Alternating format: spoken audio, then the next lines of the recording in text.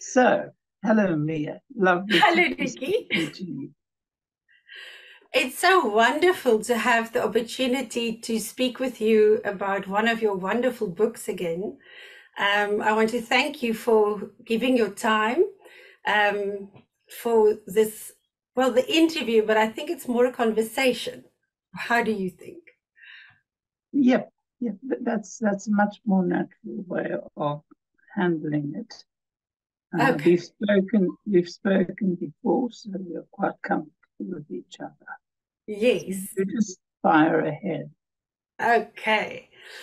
So today we are talking about one of your evergreen picture books, Not So Fast Songololo. It first was published in 1985. It had a couple of reprints, very popular. And now, 38 years later, it is now published again. And I want to place emphasis on the fact that it is just a reprint. Nothing about the illustrations or the text has changed because it's not necessary. How Well, do you? sorry, I just interrupt you right there because there were some text change made. You can imagine that between 1985 and 2023, that certain things do change, especially the price of sneakers. Yeah, I called them tackies then, and now I yes, think they're more widely known as sneakers. So there were minor changes to the yeah. text. Yeah, But if it comes to the price or the name of a shoe, for me, that is so minor that, well, I can just say no, there were no changes made. yeah. Um, but the relevance of your story and the way it stays contemporary. It doesn't matter how much time goes by. How do you feel about that notion about your books being everlasting? I think a writer has a greater chance of um, writing stories that don't date if they have a sort of a universal appeal, if they have, um, a humanness to them, Mm, because those things don't change. In yeah, fact, I think that what has changed between my generation as a child and today's generation is just purely technology. We ourselves as human beings still have the same yearnings and emotions and imaginings and delight and joy. And so um, those are things that are embedded in the book to be enjoyed by various generations as long as we remain intact with our emotions and our love. Yes. yeah.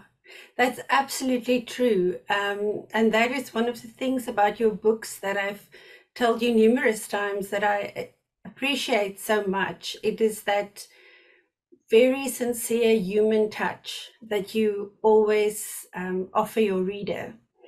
But before we go any further, I think we should tell our listeners, now 38 years later, what the book is about. Not So Fast Songololo. And I was wondering if you would tell us, Nikki.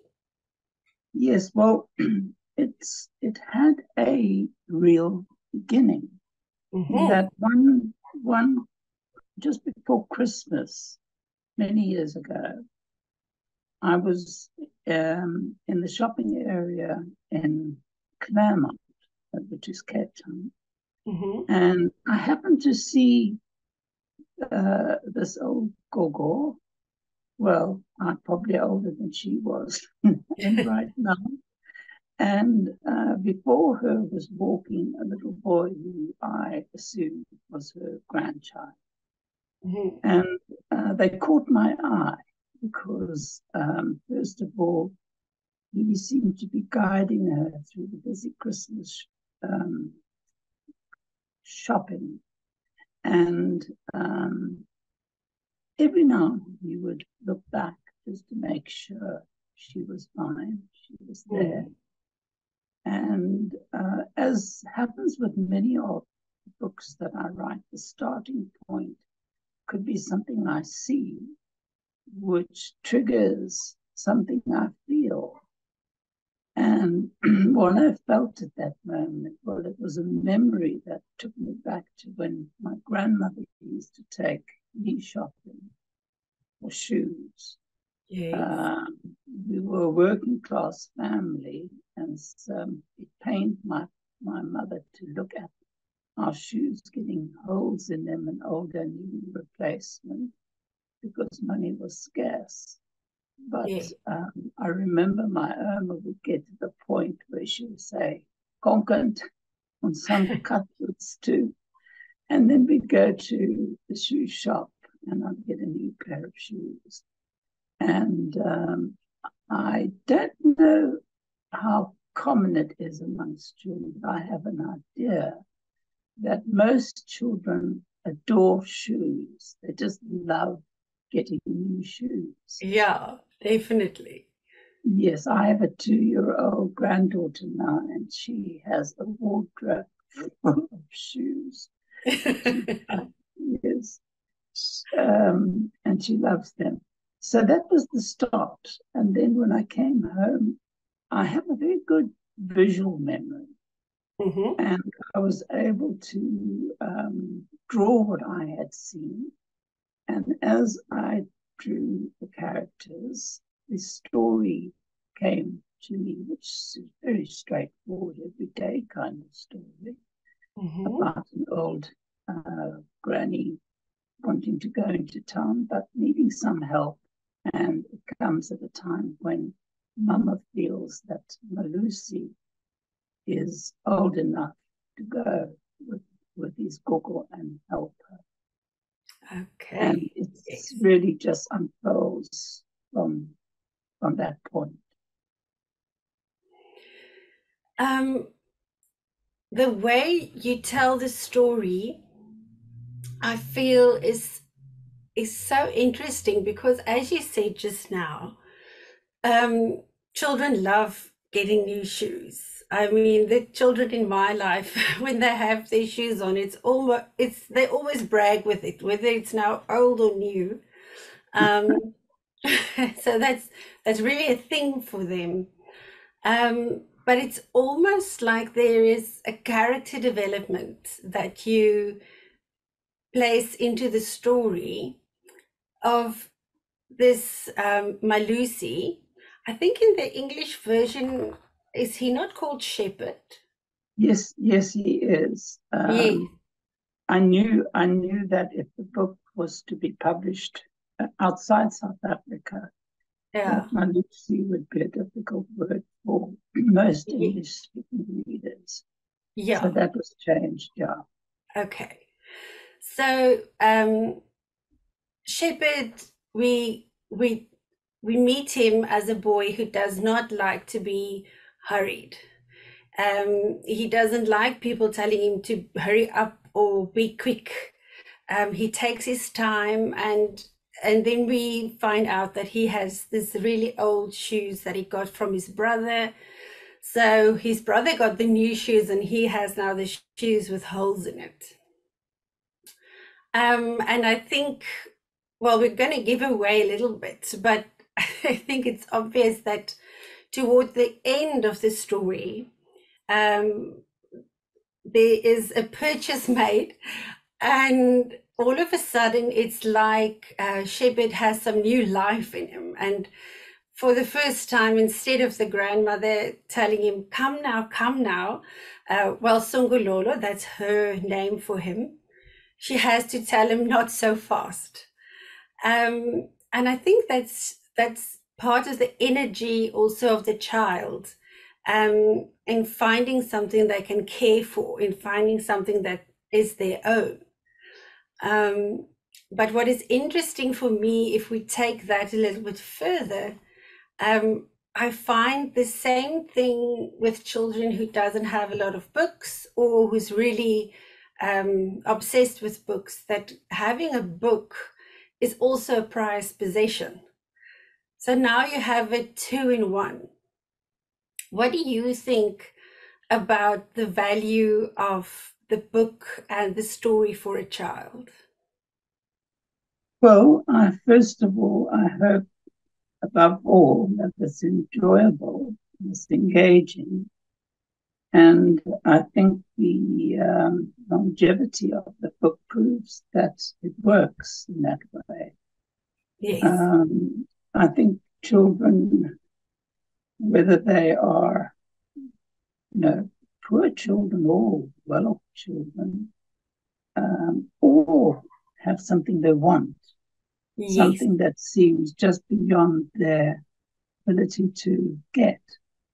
And so I call that a sort of a yearning. I remember my childhood was just filled with yearnings. Yes. And dreams. And so I think it's a shared feeling amongst a very wide range of children and cultures. Yes. So I think that and I think that children also respond to books that reinforce family connections. Absolutely. Between his granny. He leaves his family at home, and this is a very special time just for him and his granny. And as they do the shopping and he finds he can be helpful. I may just point out at this stage that there were two versions of the text. Okay. The South African text was written in present tense. Okay. But when it came to the American text, Margaret McElderry, who was my marvelous American editor for quite a number of years, and in fact, she broke me into the American market through Not So Fast Songololo. She suggested that I rewrite it in the past tense because she felt strongly that the past tense was a stronger narrative form. Okay. But I still somehow like the present tense, the South African version. It takes the reader along at the moment, rather than the separation of, once there was. Yeah. So anyway, those are just two aspects of the book that might be interesting. Yeah, that's very interesting. Yeah. And I could also just point out that I was pretty new to writing at this stage. Okay. Was it my first book that I wrote? No, there were two that came before this that I wrote while I was actually living in England.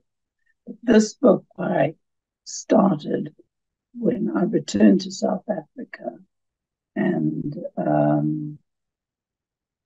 I allowed my ear to guide me through the writing. And by that I mean is that what sounded good on my ear when reading the text aloud was the only way in which I could tell whether I was writing well or if I was writing in a clunky, difficult to read way.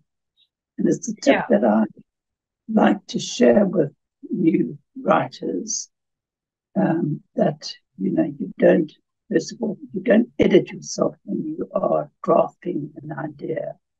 Otherwise, you'll never get that thing finished. You just keep on editing the last bad line that you wrote. So just write the whole piece and then put your editor's hat on and, sort of become more discerning about choice of word, rhythm, and all the rest of it. Yeah. That is really important advice. And I like the part that you said you were led by your ear, because that is the only way. I often also get the question, how do I make my characters sound real? And it's always, well, listen to how the people speak around you, and then you will know. Because if you make it real, it will be real to the reader. And I must also say that I'm very happy that we get this story in the present tense, because there's such an immediacy to it. It's like, I'm there.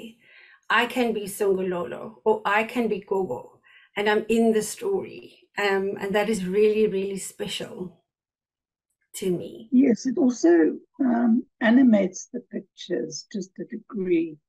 Yes. But, when Gogo says Gogo, look at all those mad cars. Shepherd knows all about cars. Well, you can almost see the cars zooming across the spread on that one. Yeah. Because of it being in present tense, I think. Yeah, no, most definitely.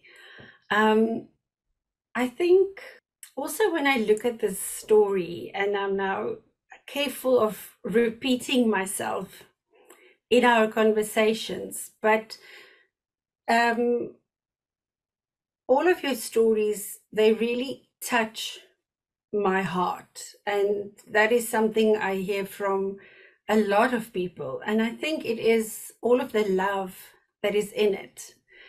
And if you will permit, when we meet Gogo for the first time, we find out what she looks like, but more from Shepherd's perspective.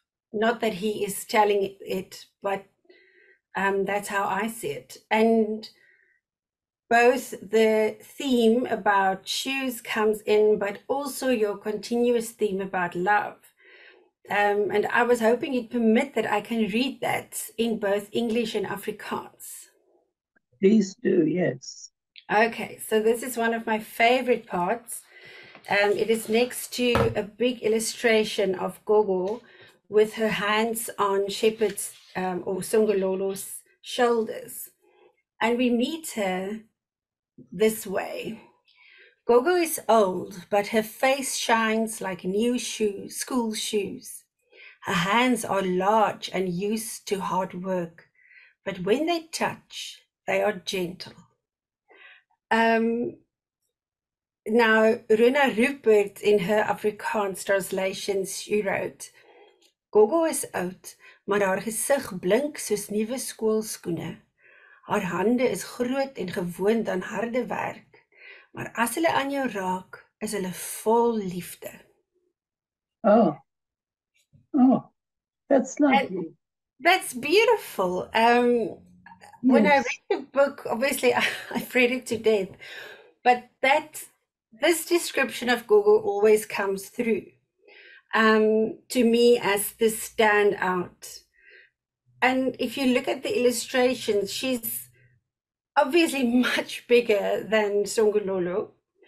And I think if she were just walking down the street, you would be able to see a woman who has lived a life and works hard. But when she's with her grandson and her hands are on his shoulder, she becomes this loving, protective figure in his life. And I think the figure in so many people's lives, whether they have it or want it. And immediately I get a sense of safety, of home, of everything is okay. Perhaps because you now dedicated this book to your granddaughter, Emily. And if I look at Gogo and Songololo and I think about you and Emily, there's kind of like an eternal loop continuing here. Was this something you thought about deliberately, or did it just happen? Well, the first edition was dedicated to Miriam Makalema, who worked for my mother when I was a schoolboy. And I kept in touch with Miriam until her death, and which also included me being away from South Africa for 10 years. Yeah. And so it was to her that I dedicated the book, because in some way I always felt that I'm going to use the word inoculated, it might not be the absolutely right word, but she inoculated me against much of the racism that I was growing up around. Okay. Yes. I just respected her so much that I couldn't believe what people would say about Black people, and white people say about Black people. And so I owed her a lot, and dedicated the book to her. But when it came to the second, after 38 years, I hadn't dedicated a book to Emily. I thought, well, now's the opportunity to dedicate a book to her, because I've stopped writing, and without getting the opportunity, the marvelous opportunity that NB have provided by republishing, I probably wouldn't have had a book to dedicate to her. So I'm very glad that she's been included now. Yeah, no, absolutely. And I think she's very lucky, of course, to have you as a grandfather. Well, her grandmother is actually her constant companion. And they play like two-year-olds together. I hear them in the land of imagination, playing with all kinds of inanimate things, turning them into life. And it's wonderful to have her with us. She comes 3 days a week, and I never expected that she's 2.5, that a 2.5-year-old would have such an appetite for books. She goes to the library and she can honestly devour 10 books in one day. Not that she's reading the books, but that she's being read to, absorbing, and focusing. She's able to reproduce the stories. She mixes them all up and can make up her own stories, which always start once upon a time in a forest. A little girl called Emily. She's always the main character. So it's an encouragement. Well, I have the opportunity to connect with listeners and people who are wanting their children to learn to love books, is really, just start right at the beginning. Yeah. You just have no idea what those little eyes are taking in and what the ears are listening to. And as I say, I've been very surprised that at such a young age, children can develop such a relationship with a book. Yeah. That is one of the things that's also, it's almost like a miracle to me if you find a child of a young age and you see how they go about with books. I know a couple of very young kids and they have a book, and the book is like their blankie. They take the book wherever they go. They want to hear the story over and over again. And the appetite for stories are never ending. And I think that is where your books comes in for me, is if people ask me, well, what is good children's book with like picture books and early story books? And I tell them, well, have you looked at Niki Daly's books? And they always come back to me so excited, and their children love your stories. So you really have a legacy both in your family now with the story lovers and the storytellers, but also with the people who read your books, and not just in South Africa, but the United States, the UK. You really are celebrated and adored all over. And for that, I want to say thank you very much. Thank you. Oh, that's the most wonderful accolade to receive at this stage of my life, when I have stopped doing books, to bow out on such a loving and appreciative reception for my books. I never thought that I would stay in the profession for as long as I have. And I certainly, when I wrote books, didn't expect anything of the reader, because I was writing for myself, hoping that what I liked about what I did and what I offered would be liked by others. So it's been very, very rewarding. Thank you. Niki, I was going to end now, but I have another question for you after listening to what you said. When the book were published the first time, and in the United States, when you held the book for the first time, and when you hold the book now, the reprint for the first time, how does it compare for you? Well, I haven't actually been sent the latest edition yet. I've seen the cover, which looks very sparky, and it does have a new look to it. Okay. Without betraying the old cover. So readers, I don't know, what would they'd be parents now. I hope that they're not grandparents, but they could well be grandparents. Will, instantly it'll jog their memory about the book that they came into contact with at a much younger age. So I'm sure that I will have an interesting response to it, and with trying to fight off smugness. I shall enjoy every moment of it. What I do love about new books is their smell. I've never got blasé about the smell of a new book. I absolutely adore it. So I will open it up and smell it. That's going to be the first thing I do. And then I will look at the reproduction, which again on screen looks absolutely stunning, beautiful. The original art had been scattered around the world being sold. So it wasn't available. The original pieces were not available for scanning.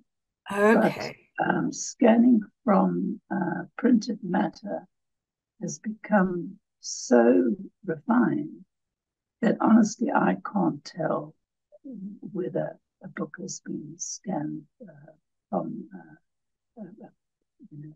existing printed book, or whether they come from files. I can't tell whether artwork has been done by hand or if it's been done digitally. Songololo was a time when I was only doing handwork, that is on paper, using traditional materials. I think I used pencil and I used watercolor. And just as a matter of interest, was this also is not altogether known. I've traveled to the States. I was invited by a film company called Western Wood, who do marvelous animation and what they call iconographic presentations of picture books. And they did an iconographic presentation of Not So Fast Songololo, and it coincided with Greenland Klope visiting the States. And I asked her if she would come along and do the reading. So it's cleaner reading the text, and I think it's still probably available to Amazon, so on. Okay. Yeah. That's wonderful. Niki, I want to thank you so much for your time today and for sharing a bit of yourself with all of us. And I also want to invite all our listeners and all the readers and parents and grandparents out there to really take this opportunity, buy this wonderful book, Not So Fast Songololo, smell the new pages, and really enjoy this story, the everlasting story. I was saying private, smell the new pages, then start stalking libraries to smell all the book. No, buy it and smell your own. Yes. Okay, Mia, lovely chatting to you. Thank you, Niki. Lovely chatting to you too. Bye now. Bye.